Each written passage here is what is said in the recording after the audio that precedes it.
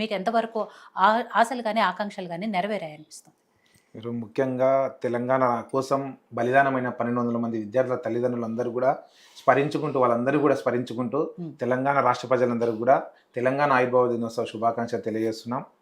ఈరోజు ముఖ్యంగా తెలంగాణ యొక్క విషయం వచ్చినప్పుడు జేఏసీ ఏర్పాటు చేసినప్పుడు జేఏసీలో మొట్టమొదటిగా జాయిన్ అయింది చివరిగా ఉన్న జాతీయ పార్టీ మాత్రం భారతీయ జనతా పార్టీ మాత్రమే. ఇక్కడ జేఏసీలో కావచ్చు జాతీయ స్థాయిలో పోరాటం చేసింది భారతీయ జనతా పార్టీ. 1997లోనే కాకినాడలో తీర్మానం చేసింది, ఒక్క ఓటు 2 రాష్ట్రాలు, ఒక ఓటు ఇస్తే మీకు 2 రాష్ట్రాలు ఇస్తామని చెప్పి పగడ్బందీగా మనస్ఫూర్తిగా మా జాతీయ నాయకత్వం అంతా ముందరకు వచ్చి మీ తెలంగాణ రాష్ట్రం ఏర్పాటు చేస్తామని చెప్పారు. అదేవిధంగా మా రాష్ట్ర అధ్యక్షుడిగా ఉన్న కిషన్ రెడ్డి, అప్పట్లో రాష్ట్ర అధ్యక్షుడు ఉన్న కిషన్ రెడ్డి పౌరు యాత్ర పేరు మీద కృష్ణానది నుంచి మహబూబ్నగర్ నుంచి కృష్ణానది నుంచి తెలంగాణ రాష్ట్రంలో ఉన్న ప్రతి జిల్లాకు ప్రతి గడపకి వెళ్ళి కూడా తెలంగాణ రాష్ట్రం ఏర్పడితే ఎంత లాభాలు ఉంటాయి, ఇక్కడ ఉన్న ప్రజలు ఎట్లా బాగుపడతారు, ఇవన్నీ ప్రజలకు అందరికీ వివరిస్తూ పౌరు యాత్ర నిర్వహించి తెలంగాణ రాష్ట్రంలో మేము అందరం కూడా ఉద్యమంలో నిర్వహించినాం. ఈరోజు ఉస్మానియా యూనివర్సిటీలో మా అందరిపైన కేసులు బుక్ అయినాయి. అదేవిధంగా లాఠీ చార్జీలు చేసిర్రు, వాటర్ ట్యాంకులతో కొట్టిర్రు, ఇష్టారాతిగా మా పైన దాడులు చేసిర్రు. ఇవన్నీ కూడా తట్టుకొని మేము పోరాటం చేసినాం. ఈ పోరాటం చేస్తే మేము కలలుగన్నది ఏంటంటే నీళ్లు నిధులు నియామకాల పేరు మీద కేసీఆర్ ఉద్యమం చేస్తుండో మాకు నాయకత్వం వహిస్తుండని చెప్పి మేము భావించినాం. మా నాయకత్వంలో మేము పనిచేసినాం, ఆయన కూడా నాయకత్వం వహిస్తుండో మా అందరికీ ఉద్యోగాలు వస్తాయని చెప్పి మా తల్లిదండ్రులు కూడా ఆశపడ్డారు. ఆయన తర్వాత ఉద్యోగాలు వచ్చినాయి ఎవరికంటే వాళ్ళ కుటుంబానికి వచ్చినాయి. ఈరోజు బంగారు కుటుంబం చేస్తామని చెప్పి బంగారు తెలంగాణ చేస్తాం, ప్రతి కుటుంబం కూడా అందరు సంతోషంగా ఉంటారు తెలంగాణ వస్తాయని చెప్పి 70,000 కోట్ల మిగులు బడ్జెట్తో తెలంగాణని కేసీఆర్ గారికి అప్పచెప్తే ఈరోజు కేసీఆర్ వెళ్ళిపోయేటప్పుడు దాన్ని ఇంకో 2-3 సున్నాలు యాడ్ చేసి 7 లక్షల కోట్ల అప్పులతోటి తెలంగాణను వేరే కాంగ్రెస్ ప్రభుత్వానికి అప్పచెప్పాడు. ఈరోజు ఎంత దౌర్భాగ్యం అండి. ఈరోజు తెలంగాణ రాష్ట్రం వస్తే ఎస్సీ ఎస్టీ బీసీలు బాగుపడాలి. ఈరోజు దొరలు ఎందుకు బాగుపడరు? దొర కుటుంబం తప్ప తెలంగాణ రాష్ట్రంలో బాగుపడ్డ కుటుంబం ఎవరైనా ఉన్నారా? ఈరోజు అన్న కూడా చెప్తున్నాను, నేను 16 సార్లు జైలుకు పోయినా, ఎన్నో ఉద్యమాలు చేసిన అన్నాడు. అన్న కుటుంబం బాగుపడదు, ఒక దొర కుటుంబం మాత్రమే బాగుపడుతుంది. ఆడ దొర కుటుంబంలో ఎమ్మెల్సీలు అవుతారు, ఎంపీలు అవుతారు, ట్యాబ్లెట్లు అందించేటోళ్ళు కూడా ఎంపీలు అవుతారు. ట్యాబ్లెట్లు అప్పుడప్పుడు బీపీ వస్తే ట్యాబ్లెట్లు అందించే ఎంపీ సంతోష్ కుమార్ కూడా ఎంపీ అయింది. కానీ ఈరోజు ఉద్యమం చేసిన అన్నెందుకు పక్క జరిగిండు? ఈరోజు ఉద్యమం చేసి ఉస్మానియా యూనివర్సిటీ విద్యార్థి నాయకులు ఎక్కడ పోయారు? ఈరోజు కేవలం వాళ్ళ ఇంట్లో వెళ్ళి వాళ్ళకి సేవలు చేసే వాళ్ళకి అక్కడక్కడ కొన్ని పోస్టులు ఇచ్చారు తప్ప నిజమైన తెలంగాణ ఉద్యమకారులకు శ్రీకాంతాచారి ఉద్యమం ఉవ్వెత్తున ఎగసడానికి కారణం శ్రీకాంతాచారి చనిపోయినాక శ్రీకాంతాచారి తల్లికి 10 ఏళ్లుగా ఈ రోజు ఎమ్మెల్సీ రేపు ఎమ్మెల్సీ అని చెప్పి మాయమాటలు చెప్పి రోజు తిప్పించుకున్నాము. రండి సెక్రటరియట్, రేక ప్రగతి భవన్ రండి, ఈ రోజు అయిపోతుంది రేపు అయిపోతుంది, మీడియాకి లీకులు ఇచ్చుకుంటా. ఎందుకు శ్రీకాంతాచారి తల్లికి ఎందుకు న్యాయం చేయలేకపోయినావు? ఈరోజు 10 ఏళ్ళలో అన్యాయం చేసుకుంటే నువ్వు వచ్చినావు కదా, ఏ ఉద్యమకారిని ఆదుకున్నావు నువ్వు? మీ జర్నలిస్టులకు కూడా ఎన్నో హామీలు ఇచ్చిండు. ఈరోజు 2 పరకల ఇల్లు ఇస్తామని చెప్పి, 200 గజాల ప్లేస్ ఇస్తామని చెప్పి ఏ హామీలు నెరవేర్చారు? జర్నలిస్టులను మోసం చేసినప్పుడు ప్రజల మోసం చేయడానికి ఏముంది? వీళ్ళకు ఇలా క్లియర్ కట్ గా కేసీఆర్ ప్రభుత్వం మొత్తం మోసం చేసిందని చెప్పి నడుముకు బల్బం కట్టుకొని తిరిగినట్టు అందరూ కూడా ఈ విద్యార్థులు యువకులు అందరూ కూడా రోడ్డు మీదకి వచ్చి మళ్ళీ ప్రచారం చేసి రేవంత్ రెడ్డి గారిని నమ్మినాం. ఈరోజు ముఖ్యంగా రేవంత్ రెడ్డి గారు గెలవడానికి కారణం విద్యార్థులే, నిరుద్యోగులే. ఈరోజు మోకాల మీద నిలబడి రాహుల్ గాంధీని తీసుకొని వచ్చి అశోక్ నగర్ చౌరస్తాలో ఈరోజు ఆయన ప్రతిపక్ష నేతగా ఉన్నప్పుడు ఏం మాట్లాడిందంటే, ఈరోజు ఇరుకిరుకు గదుల్లో ఆర్టీసీ క్రాస్లో మరుగుతున్నారు ఈ తెలంగాణ నిరుద్యోగులందరూ. వీళ్ళందరినీ కూడా మొత్తం నేను అధికారంలో రాగానే 2 లక్షల ఉద్యోగాలు ఇస్తా, వీళ్ళందరి జీవితాలు వెలుగులు నింపుతా, పెళ్లిళ్ళు కాలేవు, వీళ్ళందరికీ ఏం కాలేవు, వీళ్ళందరికీ అండగా నిలబడతా అని చెప్పిండు.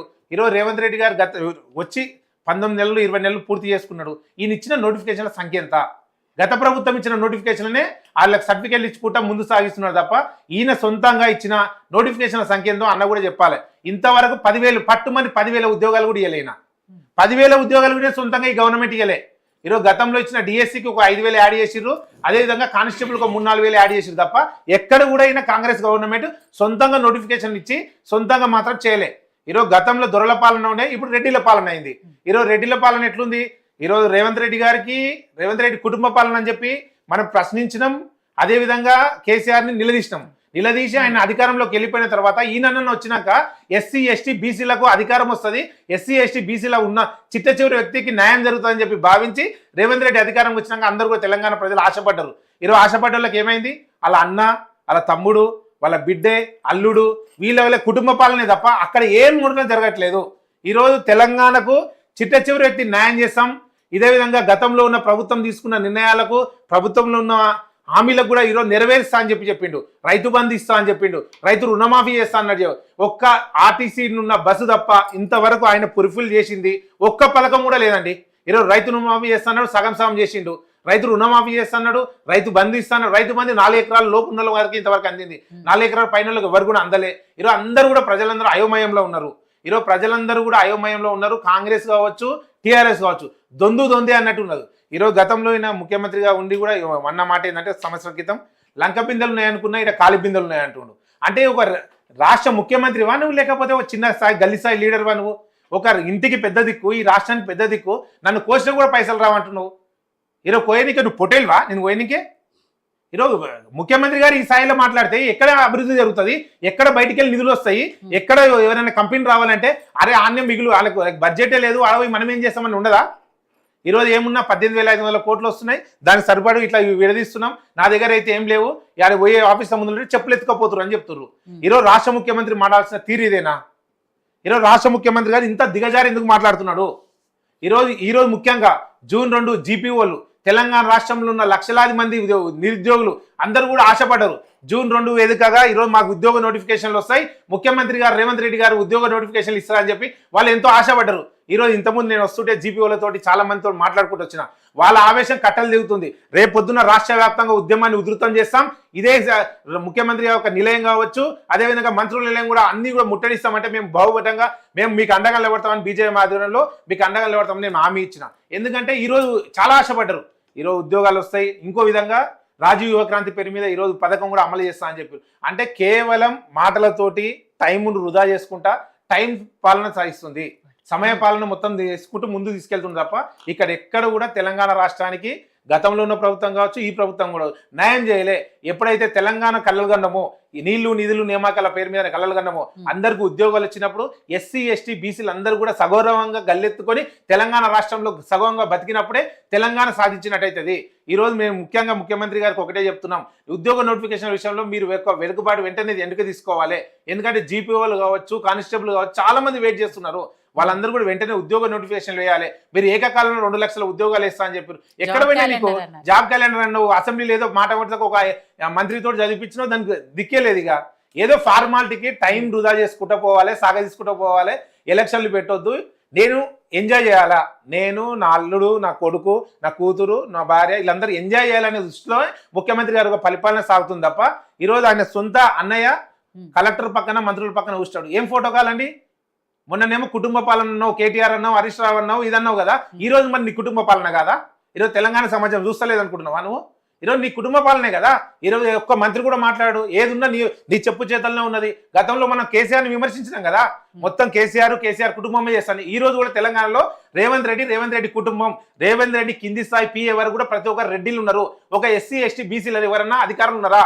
ఆయన చుట్టూ ఉండే గ్యారెల్లో ఒక్క బీసీ ఎస్టీ అధికారం ఉన్నాడా అని చెప్పి అడుగుతున్నా నేను. అందరు రెడ్డిలను కూడగట్టుకున్నాడు, రెడ్డిలతో రాజకీయం చేస్తా ఉన్నాడు. ఈరోజు ఎంజాయ్ చేస్తున్నాడు తప్ప తెలంగాణ ప్రజలకు న్యాయం చేయాలి, తెలంగాణ ప్రజల చిట్ట చివరి వ్యక్తికి న్యాయం చేయాలనే ఉద్దేశం రేవంత్ రెడ్డిలో లేదని చెప్పి మేము ప్రకారం నమ్ముతున్నాం. ఖచ్చితంగా రేవంత్ రెడ్డి గారిలో మార్పు రావాలి, లేదంటే భారతీయ జనతా పార్టీ ఖచ్చితంగా తెలంగాణలో అధికారంలోకి వస్తాం. ఈరోజు ఖచ్చితంగా ఈ దొరల పాలన, రెడ్డిల పాలన పాలదోగి బీసీల పాలన తీసుకొచ్చే విధంగా ఈ భారతీయ జనతా పార్టీ పనిచేస్తుందని చెప్పి మేము భావిస్తున్నాం.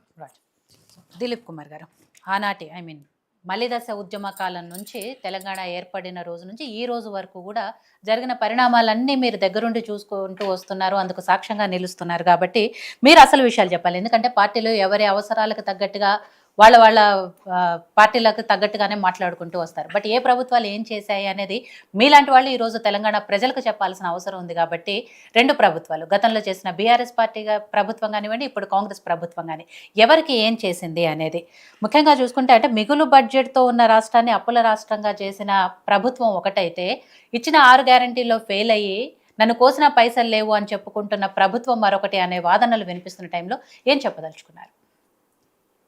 మేడం, మీకు ప్యానెల్లో ఉన్న పెద్దలందరికీ కూడా హృదయపూర్వక నమస్కారాలు. తెలంగాణ ఆవిర్భావ దినోత్సవ శుభాకాంక్షలు కూడా. అయితే నేను 1969 యాజిటేషన్లో 10th క్లాస్లో ఉన్నప్పుడు అరెస్ట్ అయ్యాను.